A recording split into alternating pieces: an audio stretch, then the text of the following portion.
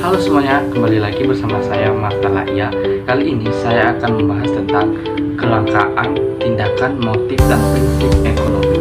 Pertama, kita akan bahas tentang kelangkaan. Apa sih itu kelangkaan? Kelangkaan adalah terbatasnya sumber daya alam untuk memenuhi kebutuhan manusia, namun kebutuhan manusia yang terus bertambah.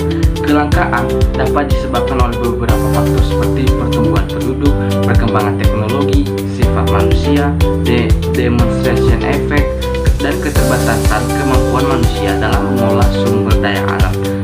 Namun, ada beberapa langkah yang dapat dilakukan untuk mencegah kelangkaan itu sendiri, seperti efisien dalam menggunakan sumber daya alam, menggunakan teknologi untuk proses produksi, dan menjaga kelestarian sumber daya alam.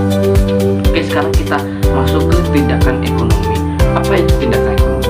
Tindakan ekonomi adalah kebutuhan manusia yang tidak terbatas terhadap sumber daya yang terbatas, memunculkan 3 pertanyaan mendasar. Yang pertama, apa barang yang harus diproduksi? Yaitu berkaitan dengan konsep efektivitas dalam mengacu pada suatu kemampuan pemilih tujuan yang cepat. Lalu bagaimana memproduksi barang tersebut, yaitu proses dalam memproduksi suatu barang. Dan yang ketiga, pertanyaan yang berkaitan yaitu ada untuk siapa barang tersebut diproduksi atau sasarannya. Oke, sekarang kita masuk ke motif ekonomi. Apa itu motif ekonomi?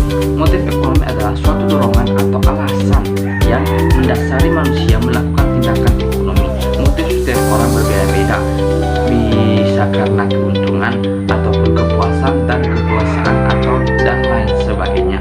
Lalu ada prinsip ekonomi. Apa itu prinsip ekonomi?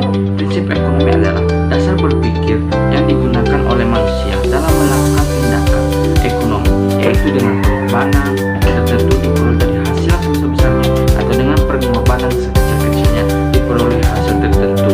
Prinsip ekonomi dibagi menjadi 3, yaitu satu, prinsip ekonomi dalam kegiatan produksi.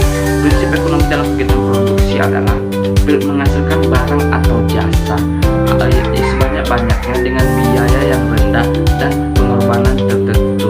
Hal yang harus diperhatikan oleh produksi itu mengetahui segala hal terkait produk yang dihasilkannya, mampu memutuskan lokasi produksi yang tepat, dan mengetahui cara terbaik dalam menghasilkan suatu barang.